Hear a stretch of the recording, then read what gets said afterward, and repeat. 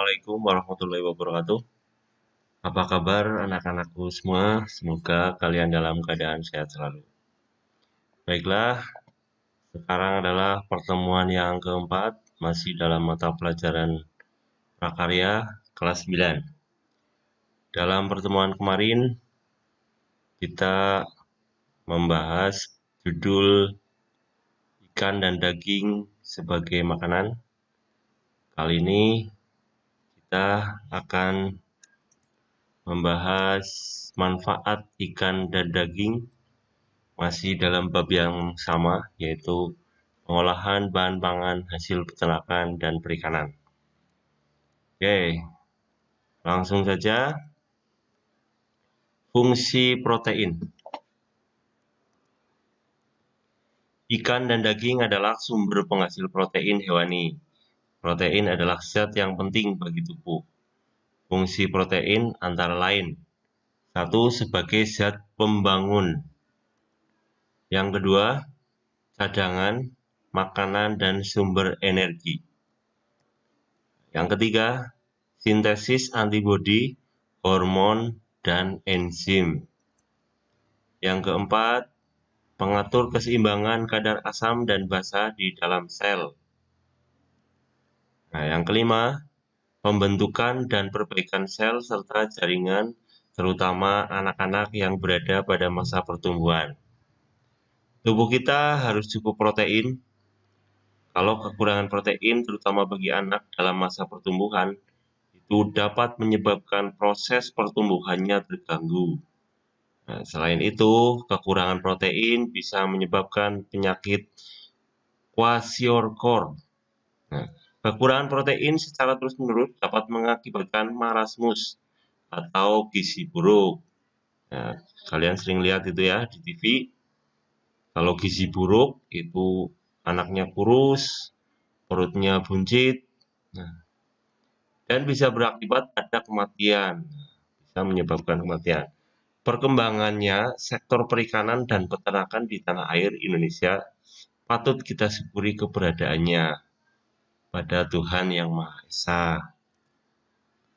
Nah, sekarang kita bahas manfaat ikan. Kandungan gizi ikan kaya akan manfaat bagi tubuh, karena merupakan sumber protein bagi tubuh. Kandungan gizi yang terdapat pada ikan segar dan manfaatnya antara lain: 1. Omega 3. Ini untuk proses perkembangan otak pada janin dan penting untuk perkembangan fungsi saraf dan penglihatan bayi. Jadi ini memang sangat baik ketika masih bayi atau masih kecil anak-anak. Namun ketika sudah dewasa, ini manfaatnya sudah tidak sebagus saat masih anak-anak. Oke, yang kedua, mengandung serat protein yang pendek sehingga mudah dicerna. Yang ketiga, kaya akan asam amino seperti taurin untuk merangsang pertumbuhan sel otak balita. Jadi untuk merangsang sel otak.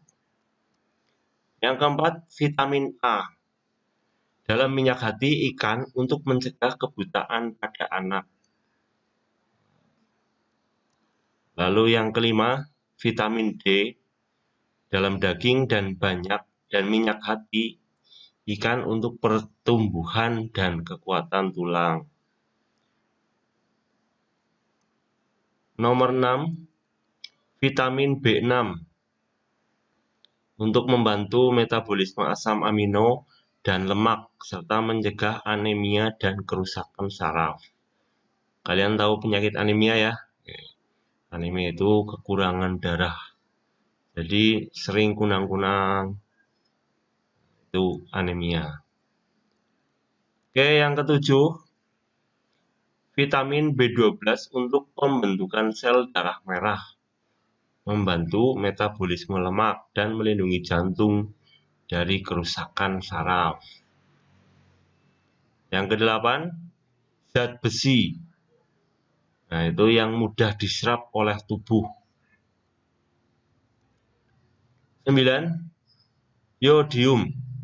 Yodium ini untuk mencegah terjadinya penyakit gondok dan hambatan pertumbuhan anak. Jadi kalau kekurangan zat yodium itu nanti bisa menyebabkan penyakit gondok.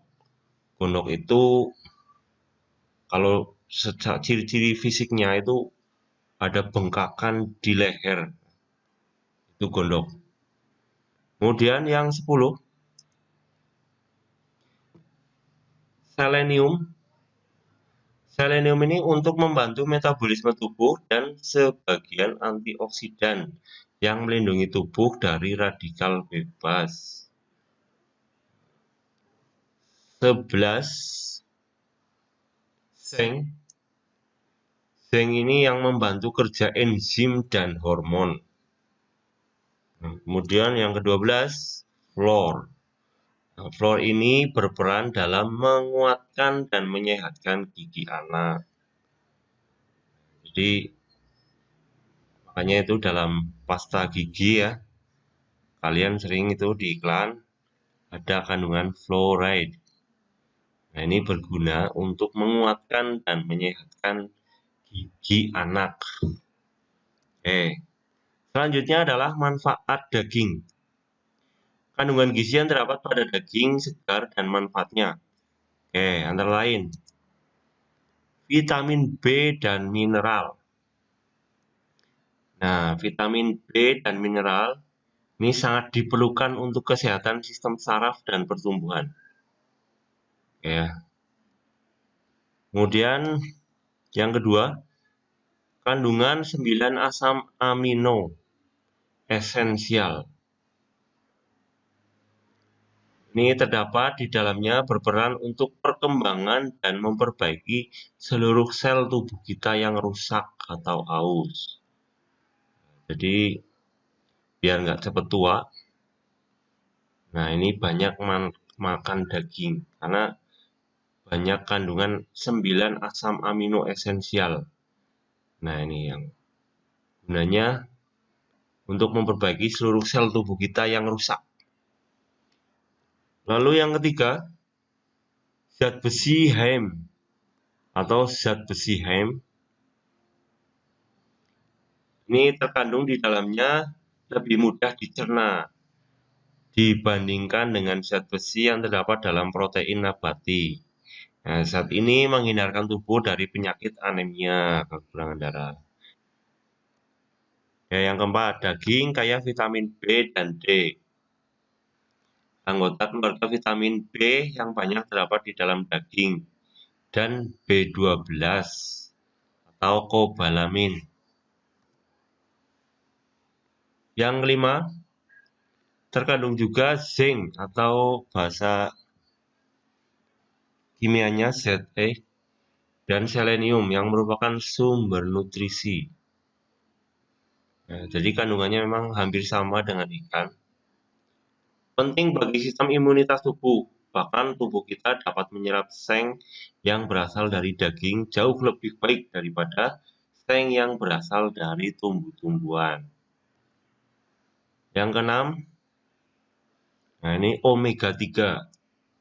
Daging juga merupakan bahan makanan yang kaya akan omega 3. Senyawa ini penting untuk membantu fungsi jantung, hati, dan sistem saraf pusat. Nah, demikianlah untuk pertemuan hari ini.